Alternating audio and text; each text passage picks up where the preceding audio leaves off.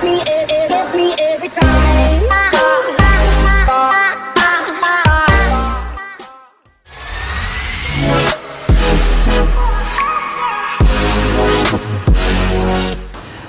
Good evening, everyone. We, the Group 6, will talk about natural obligations. But first, according to 1423, obligations are civil or natural.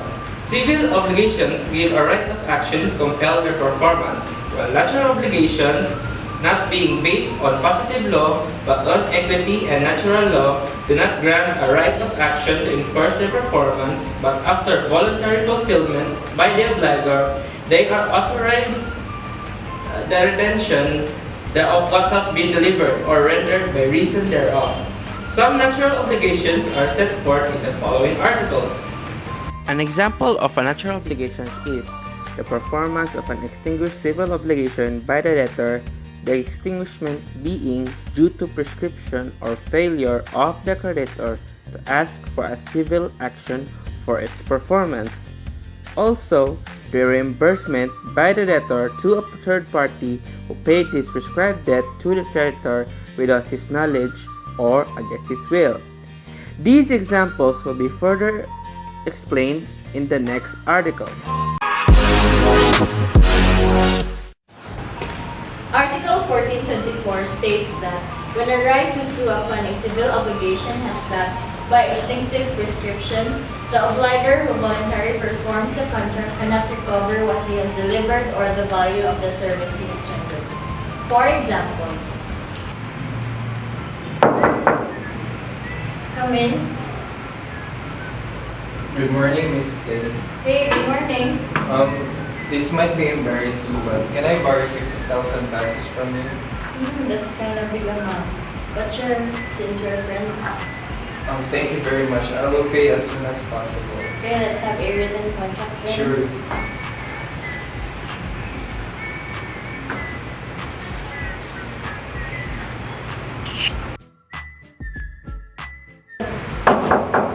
Come in.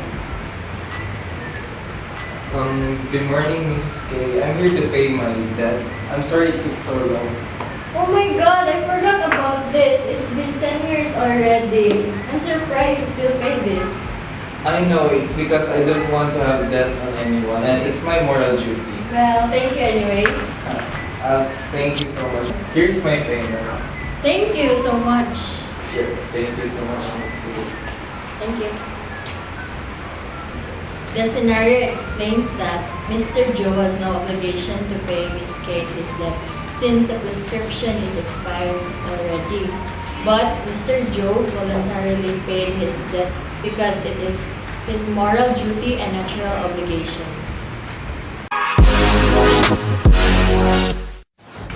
Article 1425. When without the knowledge or against the will of the debtor, a third person pays a debt which the obligor is not legally bound to pay because the action thereon has prescribed.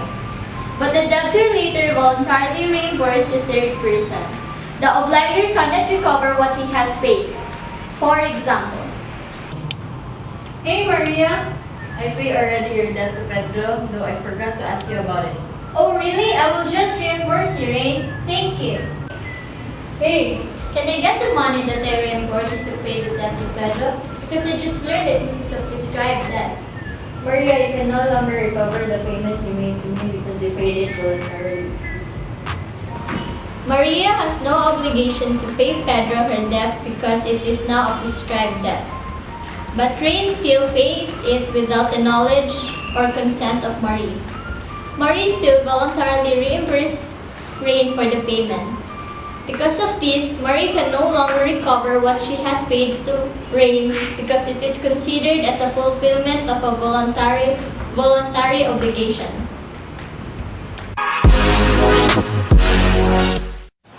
Article 1427 states that when a minor between 18 to 21 years of age who has entered into a contract without the consent of the parent or guardian voluntarily pays a sum of money, delivers a fungible thing in fulfillment of the obligation, there shall be no right to recover the same from the obligee who has spent or consumed it in good faith. For example, Good morning. Morning, ma'am. Sir Juanito, I would like you to construct a small cafe shop located in Laguna. Okay, so how much are you going to pay me? Basically 100,000, but you'll receive the payment after the construction period. Okay. So, before you go, I would like you to sign this contract here.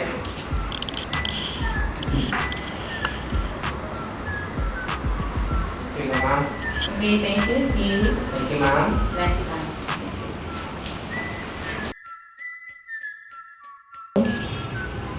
Ma'am, the construction is finished. Oh, okay. So here's your payment. Thank you, ma'am. Thank you so much. Thank you, ma'am. In that example, states that a 19-year-old girl named Bonita entered into a contract with Juanito for the construction of a small cafe shop in Laguna. Then after the construction is already finished, she paid Juanito a total of 100,000 without the consent of her parents or her guardian.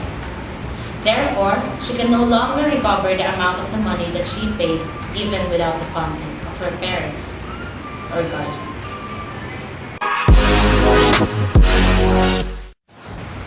Article 1428. When, after an action to enforce a civil obligation has failed, the defendant voluntarily performs the obligation, he cannot demand the return of what he has delivered or the payment of the value of the service he has rendered.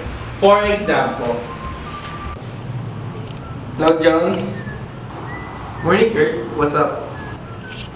So about that car you promised to deliver, it's already due date. Where is it?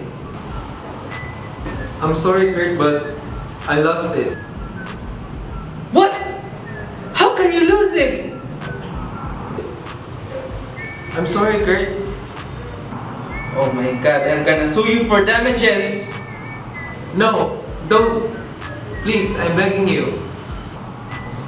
You leave me with no choice, Jones. Goodbye. Because of lack of evidence proving the thing is lost due to defendant's fault, I hereby declare he is innocent. Hey, Kurt. Oh, hey, Jones. I'm here to deliver the car. But you already won the case. You have already no obligation to deliver the car. But I still want to deliver the car because it's my moral duty to fulfill my obligation. Okay, thanks, Jones. You're a good friend. No problem. In that scenario, Mr. Kirk sued Mr. Jones because of his failure to complete his obligation. But unfortunately, he lost the case. Mr. Jones still voluntarily delivered his obligation because it is his moral duty to fulfill his obligation. But Mr. Jones cannot demand the return of what he has delivered and the value of what the services rendered. Article 1429. When a testate or intestate heir voluntarily pays a debt of the decedent exceeding the value of the property which he received by will or by the law of intestacy from the estate of the deceased, the payment is valid and cannot be rescinded by the payer. For example, where are you going, Dad? I'm going to the bank to consult about my remaining debt. When I get back, I'll give you a present. I'm sorry to inform you, your dad died. He was murdered. These were the things we recovered.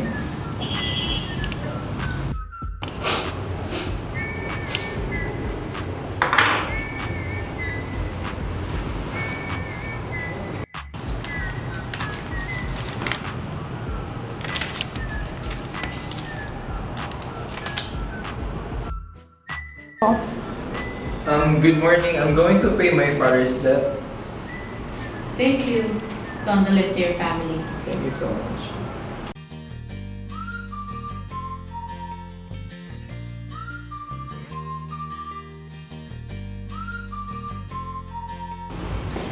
In the short skit, whether a testate or intestate heir or successor, in this case the son pays the debt of his parent, even exceed his inheritance, he is not personally liable beyond the value of the property received.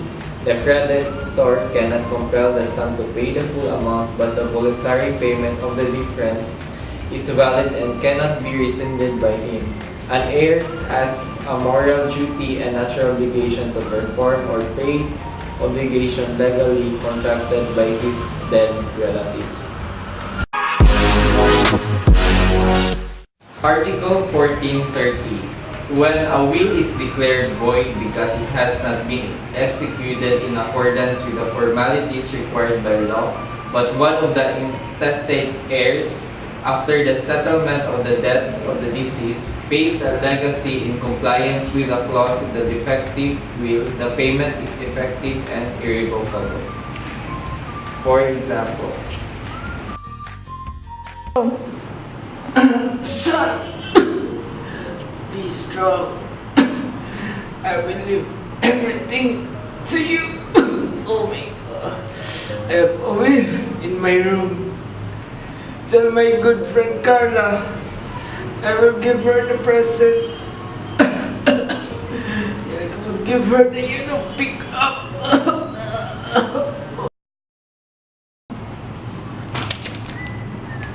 I must consult to a lawyer.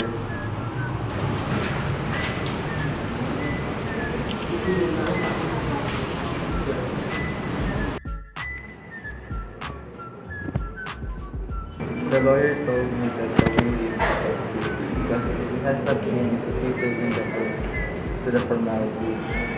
This would benefit me, but my father would want me to follow his will or give me the paragraph that he got.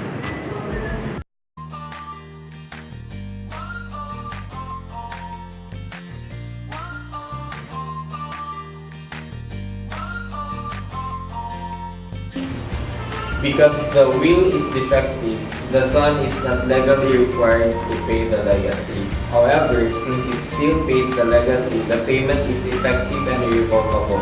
The natural obligation there is the fulfillment of his father's will, even the will is defective. It was the intention of the testator to give the legacy. It is the moral duty of the heir to carry it out.